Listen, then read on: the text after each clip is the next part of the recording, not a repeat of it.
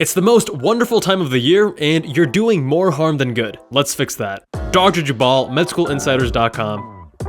The holiday season is a time to relax and spend time with loved ones, but it can also throw a wrench in your long-term goals if you let it. Here are 4 things you're probably doing wrong this holiday season and what you can do to correct them. Holiday mistake number 1 is failing to balance productivity and recovery. Time off during the holidays can provide a much-needed reprieve from the day-to-day grind of school and work. However, if all you do is sleep, scroll through social media, and watch Netflix, you'll miss out on the opportunity to make meaningful headway on the things you don't usually have time for. There is an upper limit to how productive you should be during the holidays, though. If you spend all of your time studying or trying to be a productivity grease monkey, you will quickly burn out. As with most things in life, it is best to avoid either extreme. Try to find the sweet spot where you can enjoy, unwind, and relax with friends and family, but also make progress towards your long-term goals. Preparing for the MCAT or the USMLE, use this time to jumpstart your studying at lower intensity. Trying to get in shape, use this time to dial in your diet and establish your exercise routine. Trying to learn a new skill, use this time to read books, watch videos, and begin practicing.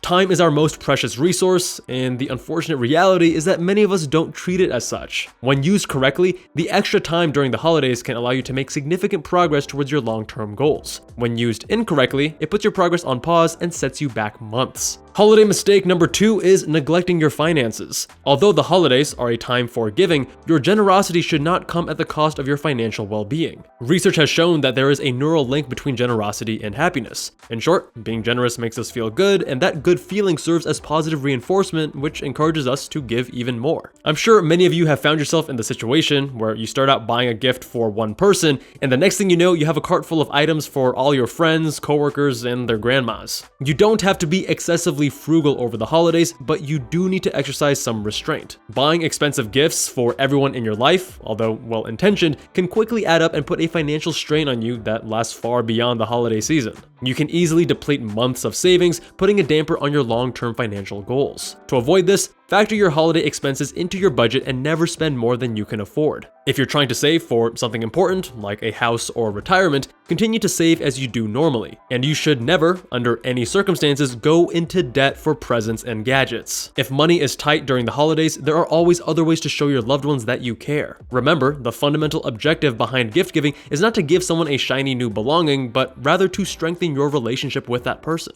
A small, thoughtful gift is often more impactful than just buying something expensive. Be creative and really think about what the person enjoys. Additionally, experiential gifts have been shown to produce greater improvements in interpersonal relationships compared to material gifts, and there are many experiences that you can give to someone which cost little to no money at all. The reason is that experiences tend to evoke a greater emotional response when compared to material items. When I think back to some of my best holiday memories, they have nothing to do with the gifts that I received, but rather the time I shared with my loved ones. The time we spent together was a gift in itself. So instead of spending an arm and a leg on an expensive gift that the person may or may not use, give them a memory that will last a lifetime. Plan a weekend getaway or road trip. Or take a yoga class and laugh at how inflexible you all are. Creating a memory will often be much more meaningful than any item you can give. Holiday mistake number 3 is neglecting your diet. I recently discussed the topic of navigating the minefield of holiday eating on my second channel, Kevin Jabal MD, link in the description. There's nothing wrong with indulging in 1 or 2 big meals over the holidays though. One meal is unlikely to have a long-term impact on your health. In fact, the weight gain that you notice in the days following a large meal is largely due to water retention as a result of the increased sodium and carbohydrate intake. It is usually short-lived and will disappear as you return to your normal diet. The issue is when you don't return to your normal diet and you let 1 or 2 large meals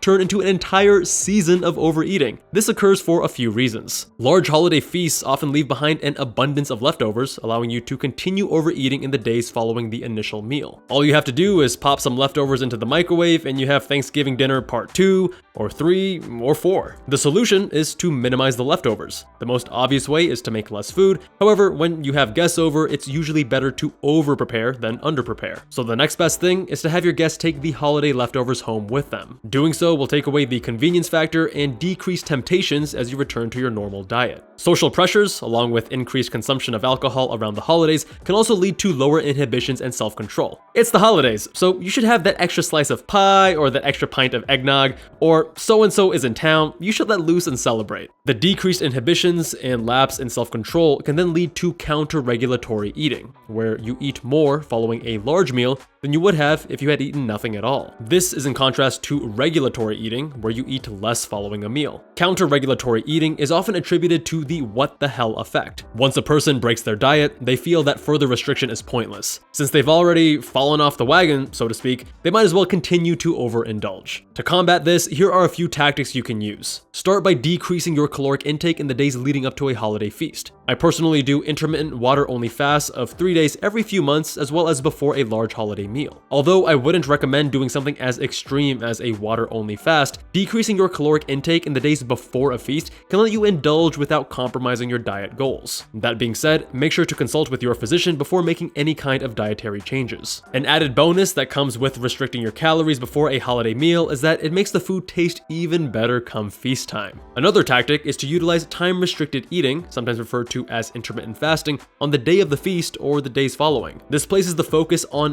when you eat instead of what you eat. Consolidate your calorie intake in a 6 to 8 hour window. Within that window, eat and drink freely, but don't allow yourself to eat or drink any calories beyond that. Lastly, use low to no calorie alternatives to quell cravings. If you find yourself craving something sweet, instead of reaching for a slice of pecan pie, try reaching for sparkling water or a piece of fruit instead. I found that oftentimes when I'm craving something, I just want something that tastes good and provides the experience of eating or drinking. By the time I'm done with the low-calorie alternative, 10, 20, or 30 minutes later, the craving has usually passed. Last but not least, holiday mistake number 4 is neglecting your exercise routine. Between traveling and social gatherings, it can be easy to miss a day or two of exercise during the holidays. And much like the what the hell effect with dieting, once you fall off your exercise routine, it can be difficult to pick it back up again. Many people will fall off their exercise routine during the holidays and wait all the way until New Year's to pick back up again. This is a mistake, as there is nothing inherently magical about New Year's Day. Making exercise a regular part of your life comes down to habit, and the sooner you start, the more time you have to make it stick. One monumental effort on New Year's will not make exercise into a habit. What will, though, is to stick with it, especially during a challenging time like the holidays. Plan your exercise routine around the holidays and avoid missing 2 days in a row to minimize the risk of adopting the what the hell mentality. Even on days like Thanksgiving or Christmas when the gym is closed, plan ahead. For instance, I typically use Wednesdays as a rest day and exercise on Thursdays, so for Thanksgiving, I'll exercise on Wednesday and take Thursday off instead. It's these little changes that will keep you on track and prevent you from falling off. Did I miss any holiday mistakes? Let me know in the comment section down below. Thank you all so much for watching.